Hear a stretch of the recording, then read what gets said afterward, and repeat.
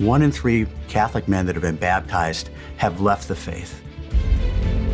Imagine you're in a battle and 1/3 of the soldiers go AWOL. There is a serious man crisis. We want to be a hero.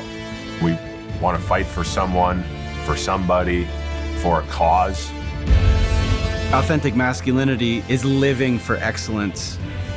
Ideally, this is living virtue.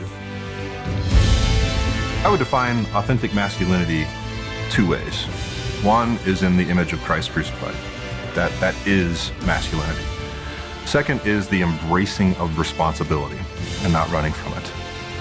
That is what it means to be masculine, is to embrace it and do your absolute best to live it to its highest purpose.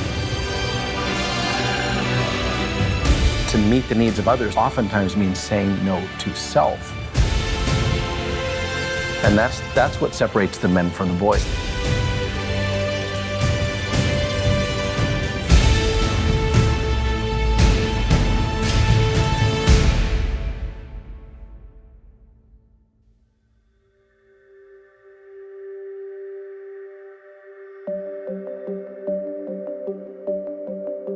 Boys think about themselves, and men think about others.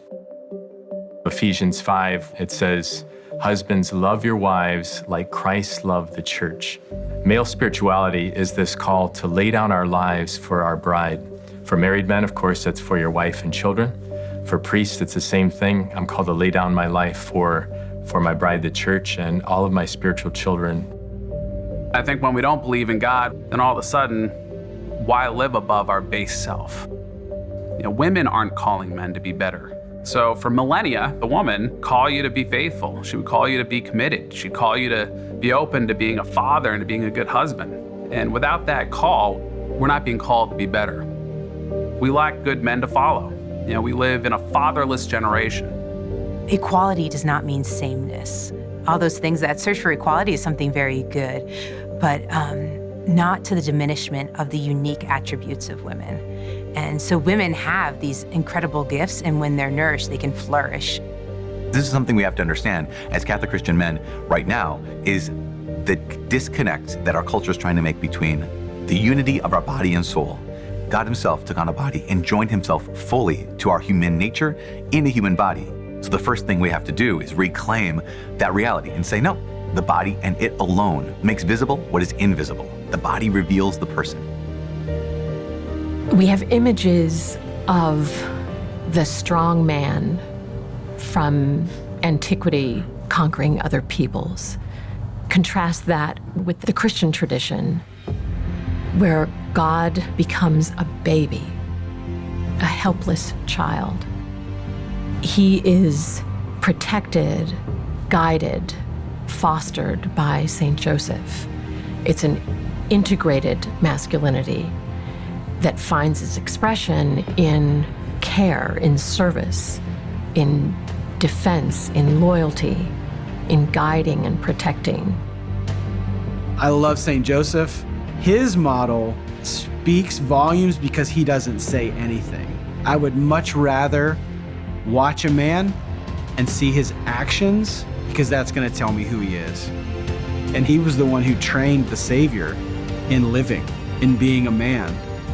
Christian masculinity is always going to take as its most basic point of reference the mystery of Jesus Christ, who gave himself unto death. He's making that gift as the perfect man, but he's also making that gift to the church. He's also showing us what it means to be father, husband, and he's showing us the kind of love that God has for us, a love that seeks communion, a love that seeks and serves the good of the other in a fruitful union.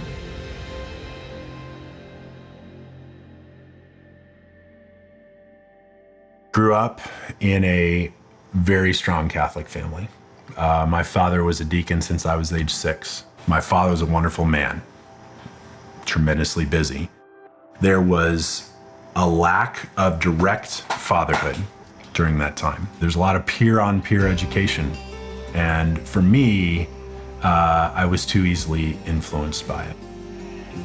I did have the question, what does it mean to be a man? And I tried several experiments as a college athlete, trying to live male-female relationships in a typical knucklehead college athlete way. And the question, what does it mean to be a man, did not have a super clear answer. And then I met my wife at the Newman Center at ASU. I saw her across the chapel, and she was an extraordinary minister of the Eucharist. Just looking at her smile, I felt the pure love of God.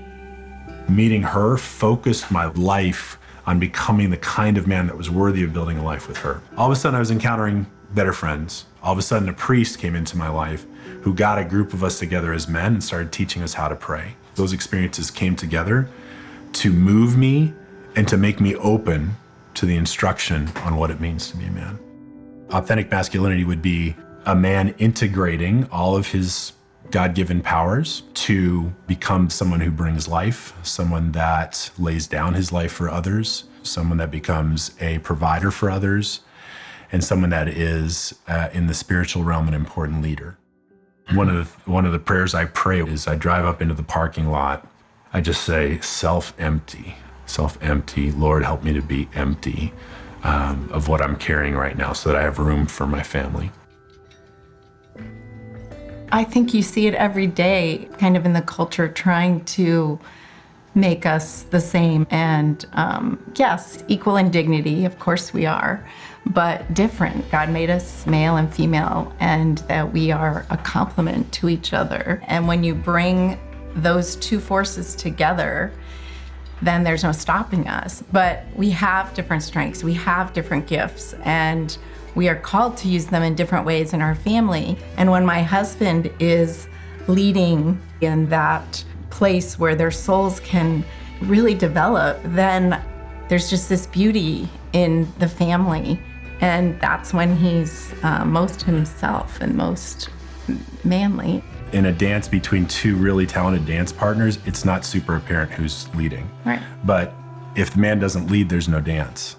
Right? And that's kind of where society is. There's no dance. We want this question answered in our lives. What does it mean to be a man? And real relationships will lead us to the answer to that question. And that means you got to put your phones away. That means you got to put the screens away. God will put all the people in your life that you need. Seek the question to be answered and become a man.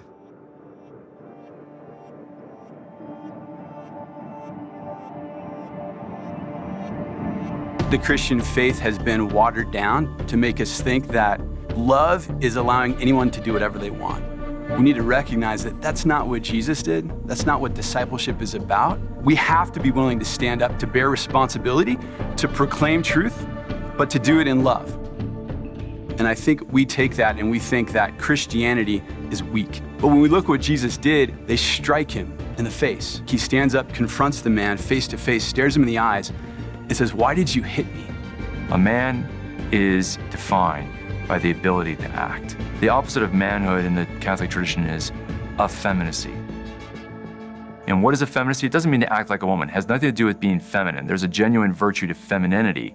And effeminacy is not being feminine. It's a softness of the will where I become habituated to wanting to be entertained and to be basically more and more passive. We've taken the masculine, fatherly, paternal images of love out of the equation, and we have only half the vision of what authentic love is. And we end up with a soft Christianity. Our masculine nature means something because it's for something. And the fact is that God wanted that reality to be so obvious that he stamped it into our bodies. You see that God wrote into our physiology that calling, that end, that purpose. And then we ask ourselves, well, then what's the fullest and most integrated expression of that reality?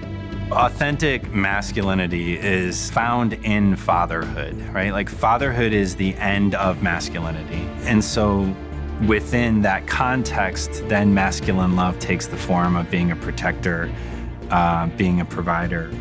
We still need to be providers and protectors of our families because it might not be a physical enemy. It might not be a soldier or a burglar who's trying to break into our homes, but it might be the internet. We are called as men to protect our family. We have to attack Satan. We don't sit back and just try to ward him off, but we go forward with our faith, We put on the armor of God and every single day try to slay that dragon. You hear terms like domestic church or to be provider, protector, spiritual leader. It can be a little intimidating. The temptation can happen and can come which says, I'm not like qualified. I'm not one of those super Catholic guys or one of those strongly spiritual men. And that's definitely not of the Lord. Every man is called to face that demon there, that intimidation demon or that lie head on. And to say, Lord, have you made me for mediocrity? Have you made me for nothing, no big deal? Or have you made me to bring greatness into the world? First thing I would say to a guy that thinks this is too big for him is it's not. Like, you're made for this. You are made for greatness. You're not God, and don't think of yourself as God, but you are made in His image. And you are made in the image of the Father in a particular way. So you are made for this fight. You are made for this battle.